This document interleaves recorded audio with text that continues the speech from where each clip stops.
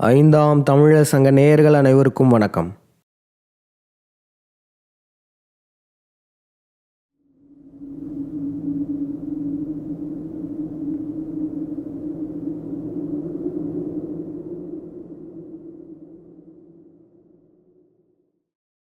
முருகன்.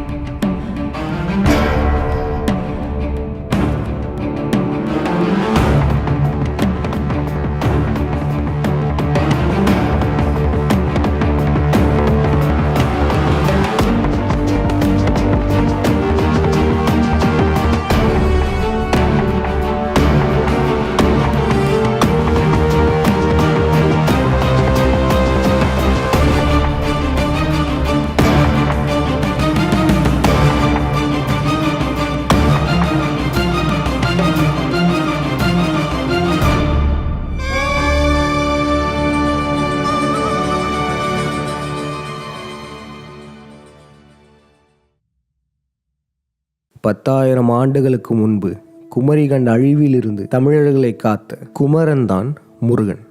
இவ்வுலகில் முதல்ல விவசாயத்தை தோற்றுவித்தவர் முருகன்.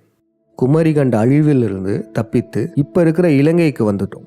இங்கு உள்ள புதிய சூழலில் உணவு தேவையை பூர்த்தி செய்வதற்காக ஆரம்பிக்கப்பட்டதுதான் விவசாயம். குமரிகண்டத்துல முல்லை நில ஆயரா இருந்த முருகன் இலங்கைக்கு வந்ததுக்கு அப்புறம் மருத நில விவசாயி ஆகிறார். முருகனால் முதல்ல ஆரம்பிக்கப்பட்ட விவசாயம் பார்த்தீங்கன்னா வள்ளிக்கிழங்கு மற்றும் திணை விவசாயம். ஆரம்பத்திலேருந்தே நம்ம முருகன் சொல்லுவோம். இந்த முருகனுக்கான பேர் காரணம் என்ன தெரியுமா? மூயிரு கோணன், சிவலிங்க வடிவத்துக்கான ஈர்ப்பரிமாண வடிவத்தை கொடுத்தவர் தான் முருகன். அதுதான் இந்த அருகோண நட்சத்திரம். இந்த மூயிரு கோணை கண்டுபிடித்தவன் தான் முருகன். முருகனுக்கு விழா நடத்தணும்னா 2 விதமான இடங்கள்ல ஏதாச்சும் ஒரு இடத்துல நடத்தலாம். குன்று இருக்கும் இடமெல்லாம் குமரன் என்று சொல்லக்கூடிய குன்றுகளில் நடத்தலாம். இல்லைனா நெய்தல் நிலமான கடற்பகுதியிலையும் முருக விழா நடத்தலாம். குமரி கண்டத்திலிருந்து மக்களை காத்து முதல்ல வந்த இடம் பார்த்தீங்கன்னா நெய்தல் நிலம் தான். இலங்கையில முருகனின் தலைநகரத்தின் பெயர் கவாடபுரம். இதுவும் நெய்தல் நிலம்தான். கவடு என்றால் முத்தெடுத்தலை குறிக்கும். 5ஆம் தமிழர் சங்கமும் முருக விழா நடத்துறதுக்கு கடற்பகுதியான நெய்தல் நிலத்தை தான் தேர்ந்தெடுத்திருக்கோம்.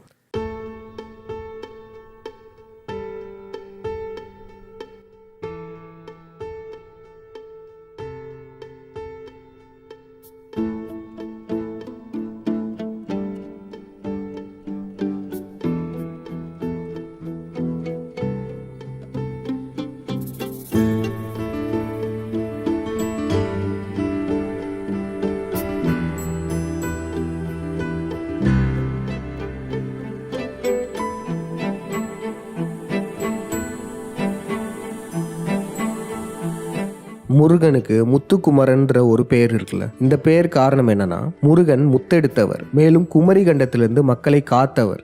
அதனாலதான் முத்துக்குமரன். இன்றளவும் கூட தமிழர்கள் நம்ம திருமண பத்திரிகையிலலாம் திருமணமாகும் ஆணுக்கு குமாரன், பெண்ணுக்கு குமாரத்தி அப்படின்னு எல்லாம் போடுவோம். இதுவுமே திருமண முறையை உருவாக்கிய முருகனால் உருவாக்கப்பட்டதுதான். குமரிகண்ட அழிவிலிருந்து தப்பி பிழைத்த தமிழர்களை நினைவு கூறும் விதமா திருமண தம்பதிகளை குமாரன், குமாரத்தி என்று அழைத்தார் முருகன். இப்படி முருகனுடைய ஒவ்வொரு பேர்லையுமே அதற்கு பின்னாடி மிகப்பெரிய வரலாறு இருக்கும். ஆறுமுகம் அப்படின்ற ஒரு பேர் இருக்கும். அந்த பேர் பார்த்தீங்கன்னா இதற்கு முன்பு சொன்னோம்ல, அருமுனை நட்சத்திரத்தை கண்டுபிடிச்சவர் முருகன். அந்த அருமுனை நட்சத்திரத்துல ஆறுமுகம் இருக்கும். இதை வச்சுதான் ஆறுமுகம் என்ற பெயர் முருகனுக்கு வந்தது. இப்படிதான் முருகனுடைய ஒவ்வொரு பெயர்களுக்கு பின்னாடியும் வரலாற்று உண்மைகள் இருக்கும்.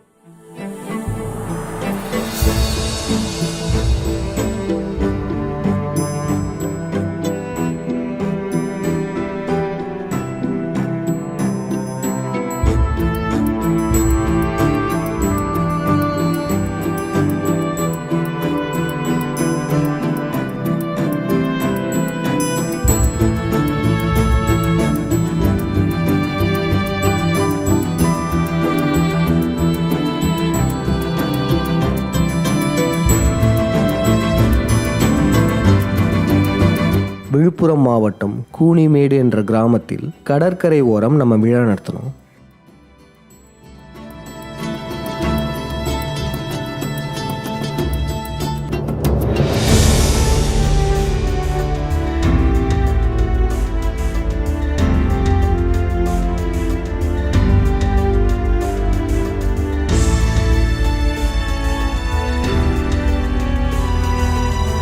இப்போ நம்ம ஒரு வார்த்தை சொன்னோம்ல, கிராமம். இந்த கிராமன்ற வார்த்தையுமே விவசாயத்தை தோற்றுவித்த முருகனை வைத்து உருவாக்கப்பட்ட வார்த்தை தான் கிராமம். இதனுடைய மூல வார்த்தை காமம். காமம் என்றது இங்கே மகரந்த சேர்க்கையை குறிக்கும். மகரந்த சேர்க்கை நடக்கும் மருத நில ஊருக்கு காமம் என்னும் பெயரை வைத்தார் முருகன். அது காலப்போக்கில் கிராமம் என்று மருவியது. கிராமம் என்னும் ஊருக்கு இன்றளவும் ஆதாரமாக திகழ்வது இலங்கையில் இருக்கும் முருகனின் சொந்த ஊரான கதிர் கிராமம்.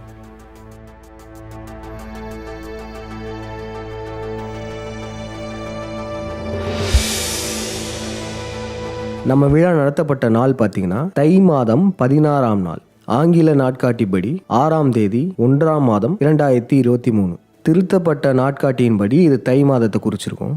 விழா நடந்த ஊர் கூனிமேடு, விழுப்புரம் மாவட்டம்னு சொல்லியிருந்தோம். அந்த நாளின் நிகழ்வு பார்த்தீங்கன்னா தட்சிணாயன திருவாதிரை திதி. நம்மளுடைய தமிழ் சொந்தங்கள்லாம் அவங்க வந்த வாகனங்கள்லாம் நிப்பாட்டிட்டு கோயிலை நோக்கி நடந்து போகிற காட்சிகள் தான் அது.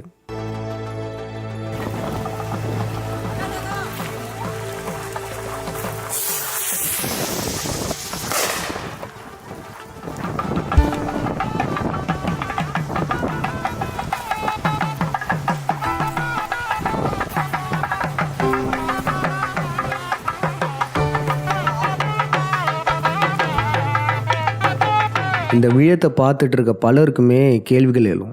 ஏன் எங்களெல்லாம் கூப்பிடல, நாங்களுமே இந்த விழாவில் கலந்துருப்போம்லன்னு சொல்லிட்டு பலருக்கும் கேள்விகள் எழுந்திருக்கும்.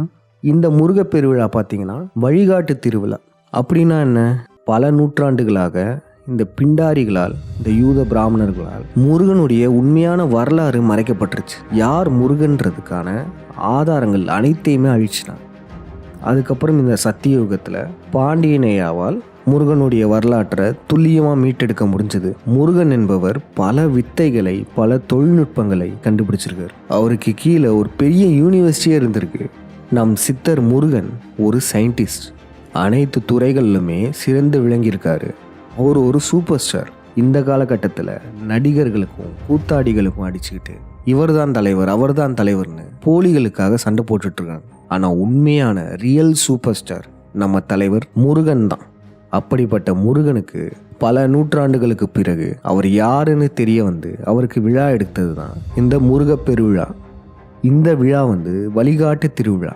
இனி வருங்காலங்களில் நம் தமிழ் சொந்தங்கள் முருகனுக்கு எப்படி முறையாக விழா எடுக்கணுன்றத சொல்கிறதுக்காகவே இந்த விழா நடத்தப்பட்டது. அதனால் இந்த விழாவுக்கு கூட்டம் அதிகம் சேர்ந்துடக்கூடாதுன்றதுக்காக தான் இந்த வழிகாட்டு திருவிழாவுக்கு பெரும்பாலானோரை அழைக்காமல் இருந்தோம். ஆனால் நிச்சயமாக இனி வரும் காலங்களில் 5ஆம் தமிழர் சங்கம் பல முன்னெடுப்புகள் எடுக்க போகுது. அந்த மாதிரி சமயங்களில் கண்டிப்பாக அனைவருக்குமே அழைப்பு கொடுக்குறோம்.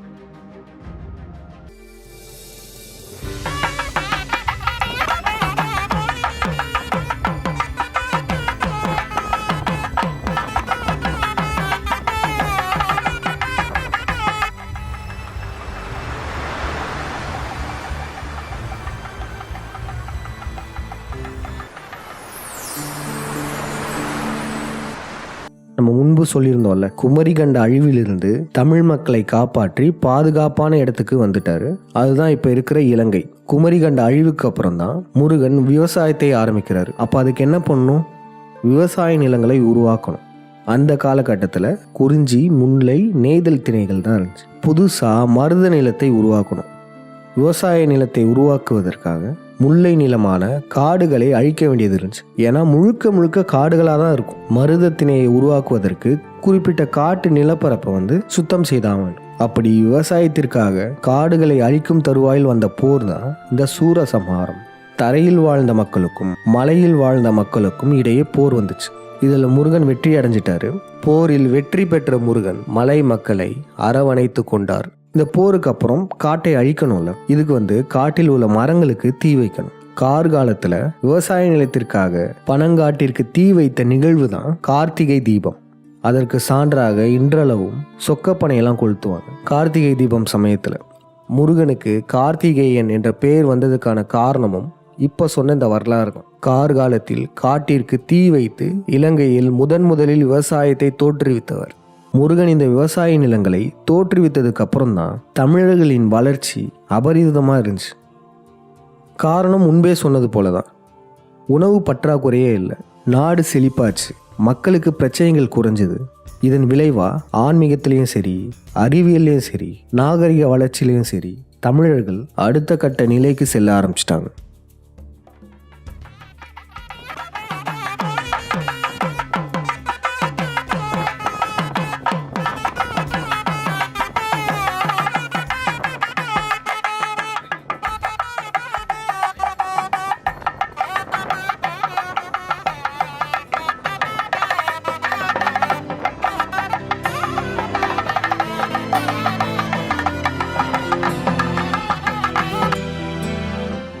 முருகனால் கோவிலில் வழிபடுவதற்காக உருவாக்கப்பட்ட இசைதான் இந்த தவில் மற்றும் நாதஸ்வர இசை.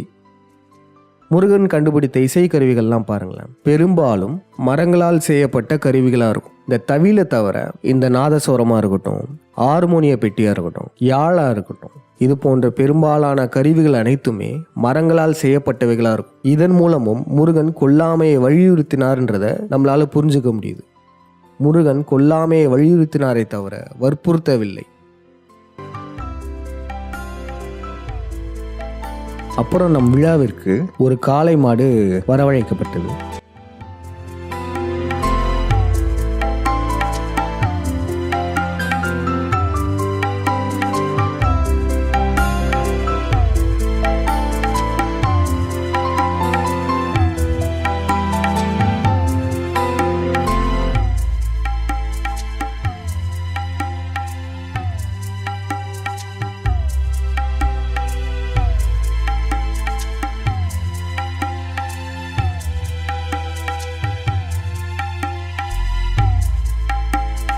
இந்த காலை பார்த்தீங்கன்னா காங்கிரேஜ் காளைன்னு சொல்லுவாங்க. தமிழ்நாட்டு காங்கேயம் காளைகள் தான் வட இந்தியாவிற்கு கொண்டு போய் வளர்த்தாங்க. அதற்கு காங்கிரேஜ் என்ற பெயரை வச்சுட்டாங்க. குமரிகண்டத்திலிருந்து முருகனால் கொண்டு வரப்பட்ட காளை இந்த காங்கேயம் காளை வகைகள். விவசாயத்திற்காக இந்த காளையை பயன்படுத்தியிருக்காங்க. விவசாயத்திற்காக காட்டை எரிக்கும் போது கங்கு உருவாகும்ல, அந்த பெயரை வைத்து இந்த காளைக்கும் காங்கேயம் என்ற பெயர் வைக்கப்பட்டது. இதை நினைவு கூறும் விதமாக நம் முருக விழாவுக்கு இந்த காளை கொண்டு வரப்பட்டது.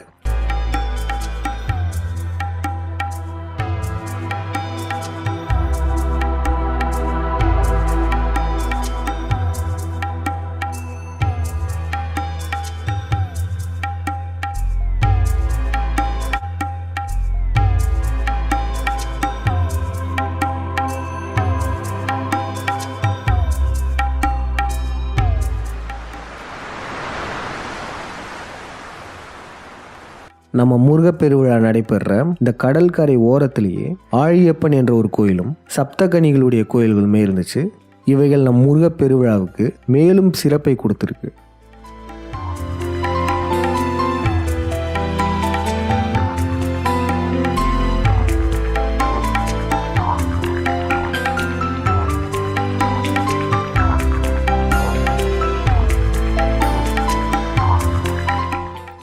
இந்த சப்த கன்னிகள் இருக்குல்ல, இதை உருவாக்கியவர் முருகன் தான்.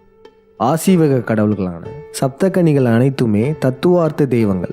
இவைகள்லாம் முருகனை போன்ற வாழ்ந்த மனிதர்கள் கிடையாது, உருவாக்கப்பட்ட தெய்வங்கள்.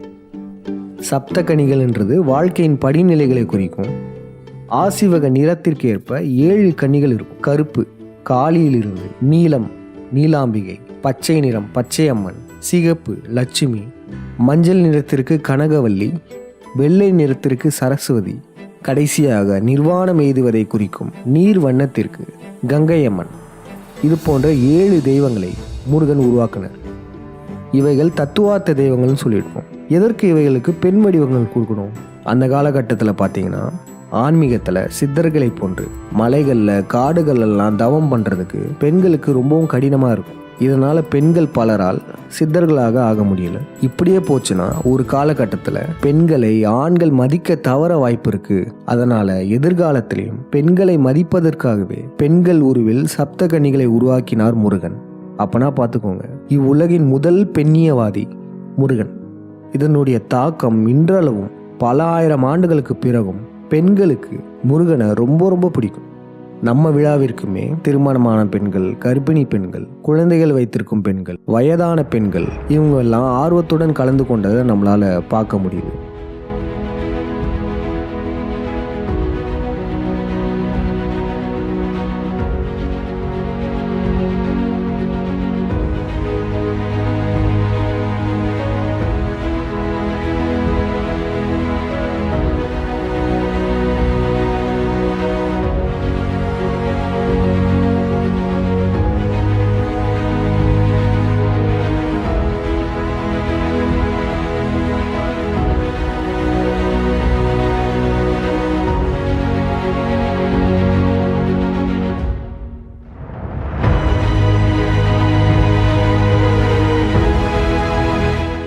ஐம்பொன்னாலான ராஜ அலங்காரத்தில் இருக்கும் நம் முருகன் சிலையை கோயிலில் வைத்து வழிபடுறோம்.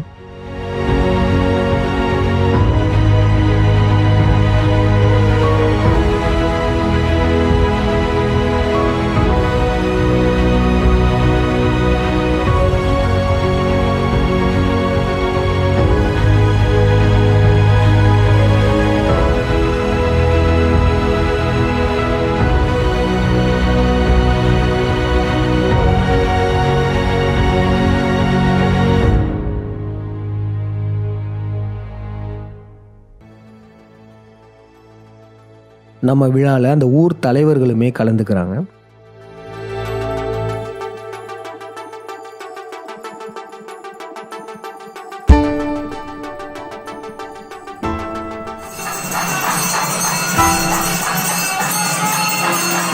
தீபாராதனை காட்டுறாங்கல்ல, இது முருகனை நினைவு கூற முருகன் காலத்திற்கு அப்புறம் வந்த வழிபாட்டு முறை. காட்டை எரித்த அக்னி தேவனான முருகனுக்கு தீபாராதனை காட்டுறது. முருகன் அவருடைய காலத்துல பூவை வைத்து சிவனை வழிபட்டாரு. முருகன் ஒரு பூசாரி, பூ சொரிபவன் பூசாரி.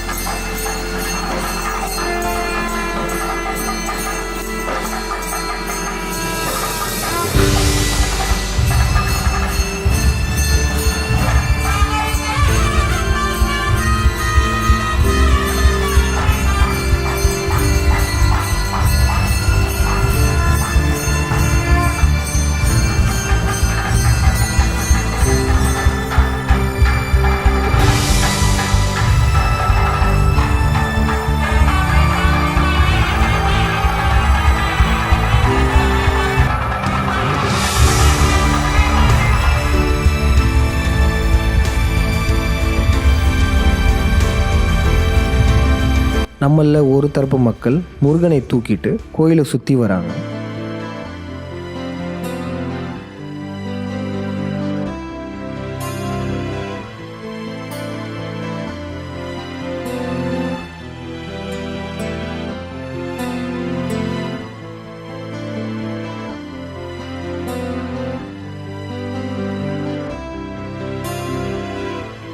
குமரிகண்ட அழிவிலிருந்து முருகன் கடல் வழியே மக்களை காப்பாற்றி வந்ததை நினைவு கூறும் விதமா முருகனை கடலுக்கும் கொண்டு போறோம்.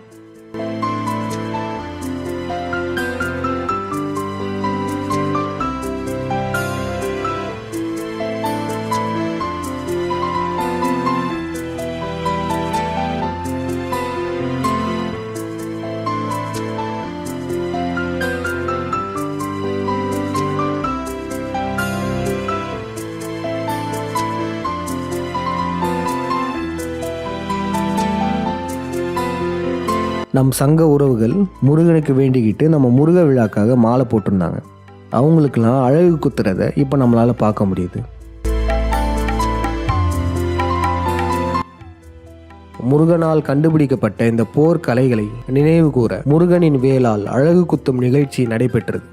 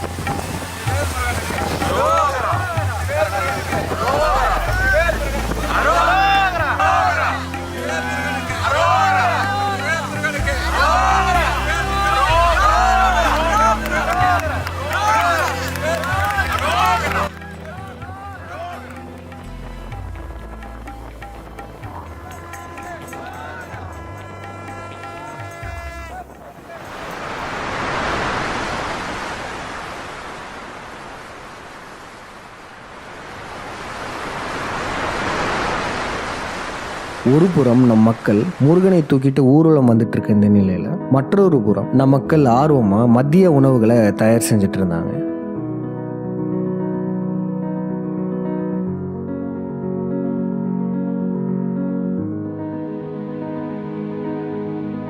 மதிய உணவும் சிறப்பாக பரிமாறப்பட்டது.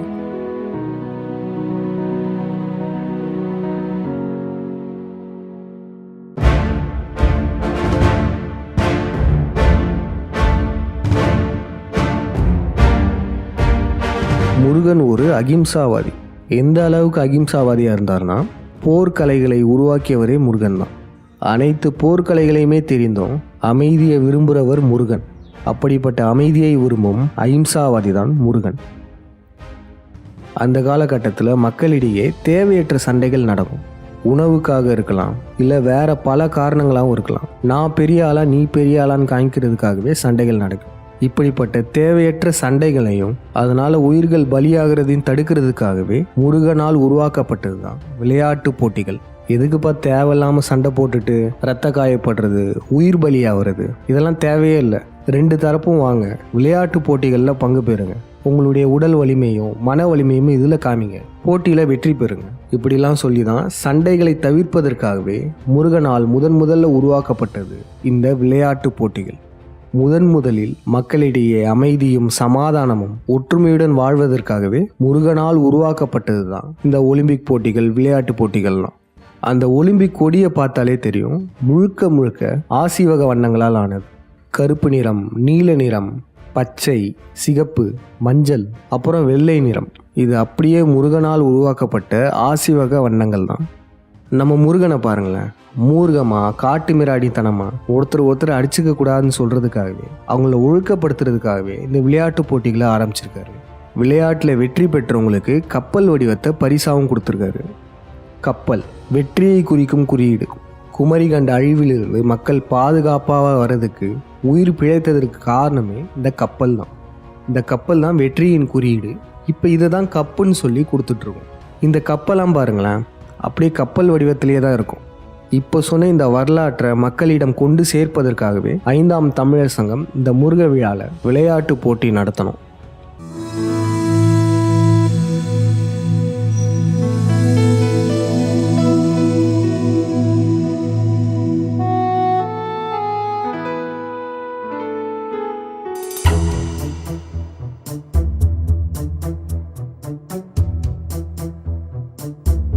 முருகனுடைய அருமுனை நட்சத்திரத்தை பெருசாக வரைஞ்சு சுற்றி ஒலிம்பிக் கொடிகள்லாம் நடப்பட்டது.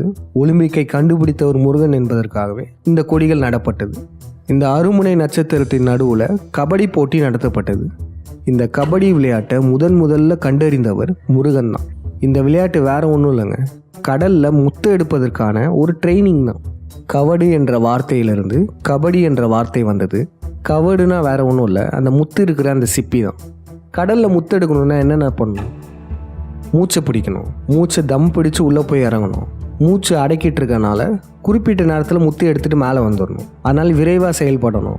வேறு தொல்லை தரக்கூடிய உயிரினங்கள்லாம் சுற்றி எதுவும் வருதான்னு கண்காணிச்சிக்கிட்டே இருக்கணும். அப்படி வேறு எதுவும் உயிரினங்கள் நம்மளை தாக்க வந்தால் அதுலேருந்து தப்பிக்கணும். இது அப்படியே இந்த கபடி போட்டியில் நம்ம பார்க்கலாம். மூச்சை பிடிச்சிட்டு போகிறது, விரைவாக செயல்படுறது, சுற்றி யாராச்சும் வராங்களான்றதும் பார்க்குறது, இப்படின்னு முத்தெடுப்பதற்கான ட்ரைனிங் தான் இந்த கபடி.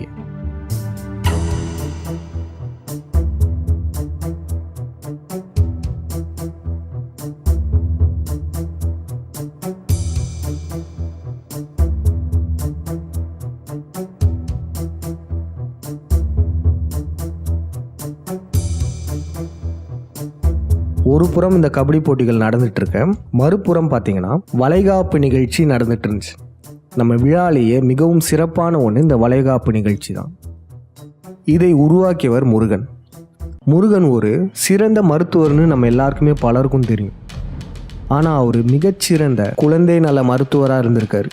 அந்த காலத்திலேயே 10,000 ஆண்டுகளுக்கு முன்பே சிசேரியன் செக்ஷனை வெற்றிகரமாக பண்ணவர் முருகன்.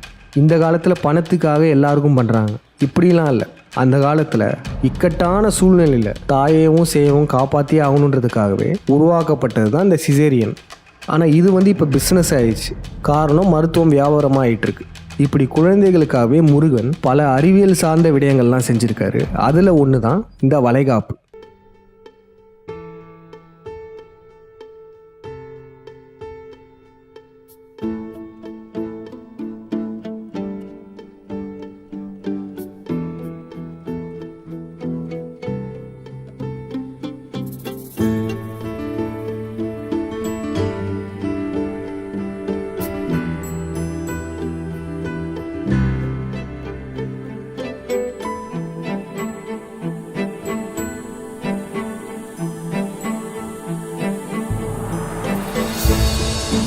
இந்த வளைகாப்பில் பார்த்தீங்கன்னா கையில் கண்ணாடி வளையல்கள் தான் மாட்டியிருக்கும். அதே போல் கர்ப்பிணி பெண்களுக்கு வளைகாப்பு விழாவை 7வது மாதம் தான் நடத்தணும். ஏன்னா இந்த காலகட்டத்தில் தான் கேட்கும் உணர்வு, அதாவது ஹியரிங் சென்ஸ் குழந்தைகளுக்கு மேம்பட ஆரம்பிக்கும். அப்போனா பார்த்துக்கோங்க, நம்ம கலாச்சாரத்துக்குள்ள பல நுட்பமான அறிவியல் புதைந்து இருக்கு. இனி வருங்காலங்களில் உங்களுடைய வீடுகளில் வளைகாப்பு நிகழ்ச்சிகள் நடந்தாலும் அந்த கர்ப்பிணி பெண்ணுக்கு ஆசிவக வண்ண வரிசையில் வளையல்களை போட்டு விடணும். இந்த வளைகாப்பு நிகழ்ச்சியெல்லாம் சரியாக செய்யும்போது நம் முருகனின் துணை இந்த கர்ப்பிணி பெண்களுக்கு என்றுமே இருக்கும். நம்ம முருக விழாவில் வளைகாப்பு நடந்த இந்த கர்ப்பிணி பெண்ணுக்குமே முருகனின் அருளால் சுகப்பிரசவம் நடந்தது. ஒரு புறத்தில் இந்த வளைகாப்பு நிகழ்ச்சியெல்லாம் நடந்துட்டு இருக்க, மறுபுறத்தில் முருகனின் கண்டுபிடிப்புகள்லாம் காட்சிப்படுத்தப்பட்டது.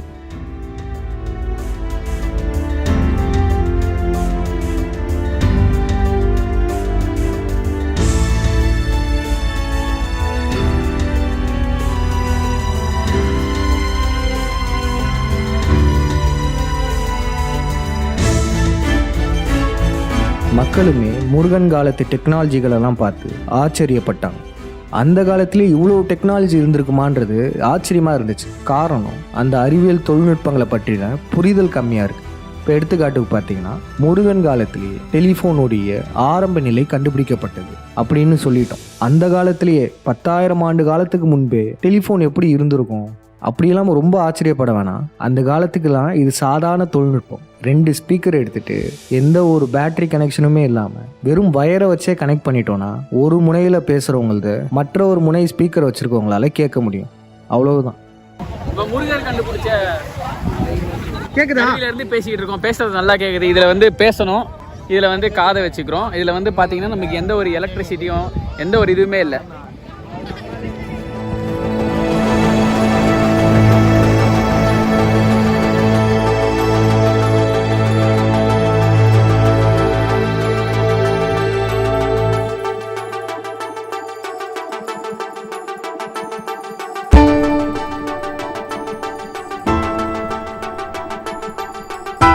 ஒரு புறத்தில் முருகன் கண்டுபிடித்த பொருட்களெல்லாம் காட்சிப்படுத்திட்டு இருக்கும்போது மற்றொரு புறத்தில் பட்டம் விடும் விழா வெகு விமர்சையாக நடைபெற்றது.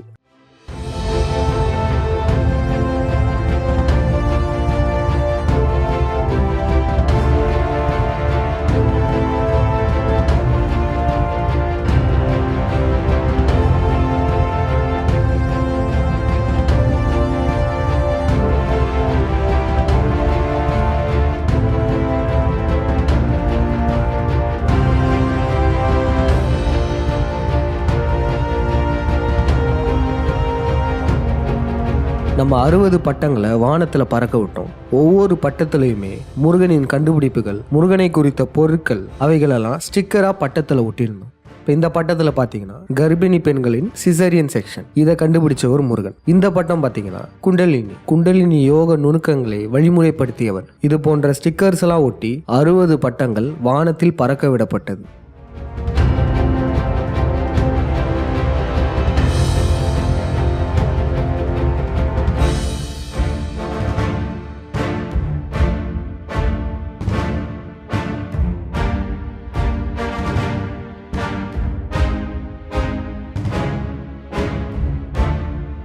பட்டம் விடுறதுக்கும் முருகனுக்கும் என்ன சம்பந்தம் அப்படின்னு கேட்டிங்கன்னா, நம்ம இவ்வளவு நேரம் சொன்னோம்ல, பல கண்டுபிடிப்புகள், இதை கண்டுபிடிச்ச ஒரு முருகன், இதை கண்டுபிடிச்ச ஒரு முருகன், பல கண்டுபிடிப்புகளை முருகன் கண்டுபிடிச்சிருக்காருன்னு சொன்னால அதை தனியால காட்டில் உட்காந்துலாம் கண்டுபிடிக்கல.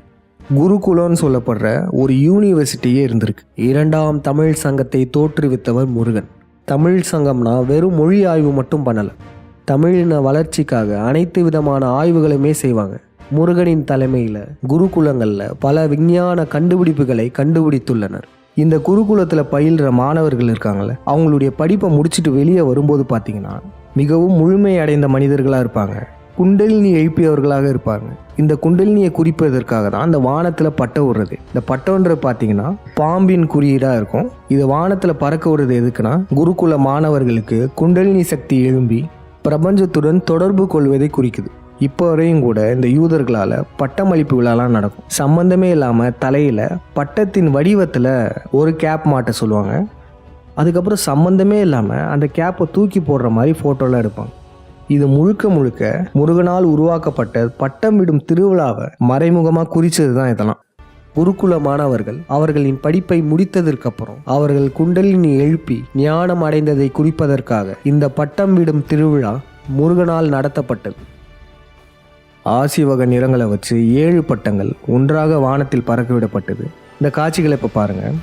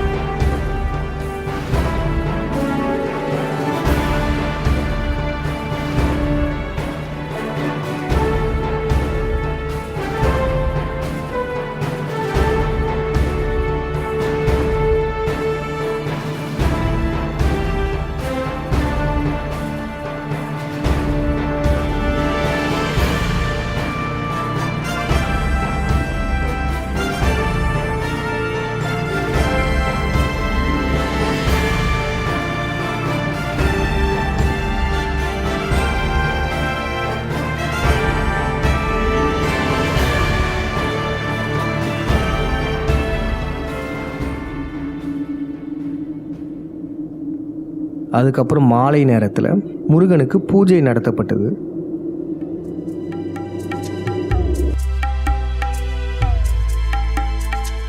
இன்பம் வீடு பேரளித்து அறவழி நின்ற அந்தணன் போற்றி, போர்க்கலையாக்கி மக்களை காக்க போர்க்களம் புகுந்த வீரனே போற்றி, 6 படை வீட்டை அரணாயமைத்து உருவகை வென்ற அப்பனே போற்றி, இனங்களுக்கிடையே பரிசு போட்டியால் பிணங்களை கட்டிய முருகவேல் போற்றி, காப்பினை வகுத்த கந்தா போற்றி, குலப்பட்டம் முறை செய்து பெரும் பணியாற்றிருந்தால், அதாவது உண்ணா நோன்பு, இயற்கை உணவு இப்படி கொண்டு நான் வாழ்ந்தால் இந்த உடம்பை பாதுகாக்க ஒரு அயச்செந்தூரம், இந்த காலத்தில் அயன் டானிக்னு சொல்லுவோம், அந்த அயச்செந்தூரம் தேவையில்லை, ஒரு பெருங்காயமெல்லாம் தேவையில்லை, இந்த உடல் நன்றாக இயங்குவதற்கு அப்படின்னு மேலோட்டமாக சொல்லி, நனி சிறக்க அல்லது கடுகன் அரசு முறை செய்க களவு இல்லாகுக மாறி வாய்க்க வளம் நனி சிறக்க நீவே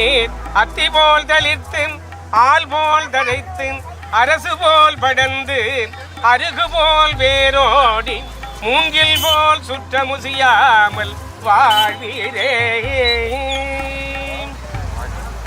5ஆம் தமிழர் சங்கம் அலுவலகத்திலேயுமே பூஜை சிறப்பாக நடைபெற்றது. இந்த இடத்துல படையெல்லாம் வைத்திருக்கோல, இவை அனைத்துமே முருகனின் கண்டுபிடிப்புகள்.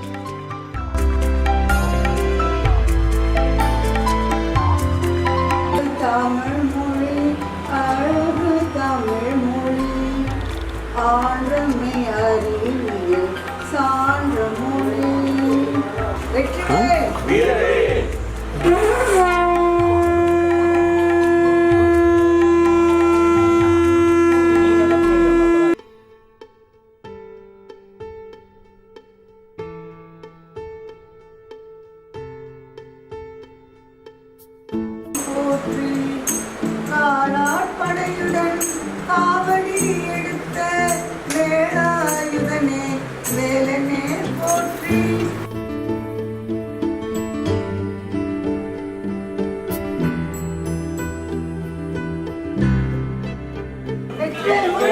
அரோகரா முருகனுக்கு வெற்றிவேல் முருகனுக்கு வெற்றிவேல் வீரவேல் வெற்றிவேல் வீரவேல் வெற்றிவேல் முருகனுக்கு வெற்றிவேல் முருகனுக்கு.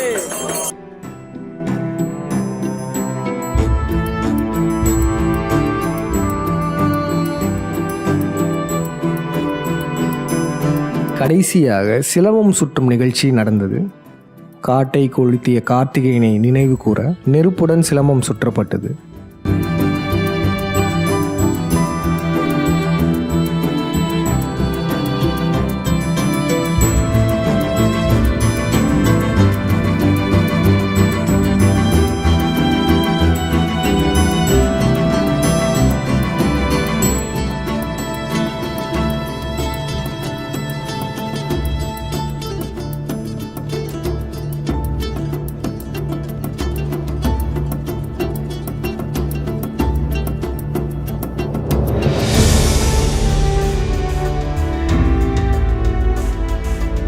மேலும் முருகனை பற்றி தெரிஞ்சுக்கணுன்னா முனைவர் திரு பாண்டியன் ஐயாவின் தமிழ் சிந்தனையாளர் பேரவை யூடியூப் சேனலுடைய வீடியோங்கள்லாம் பாருங்கள். முருகன் சம்மந்தப்பட்ட வீடியோங்களுடைய லிங்க்ஸ் எல்லாம் இந்த வீடியோத்துடைய கமெண்ட்ஸில் தந்துடுறோம், மறக்காமல் போய் பாருங்கள்.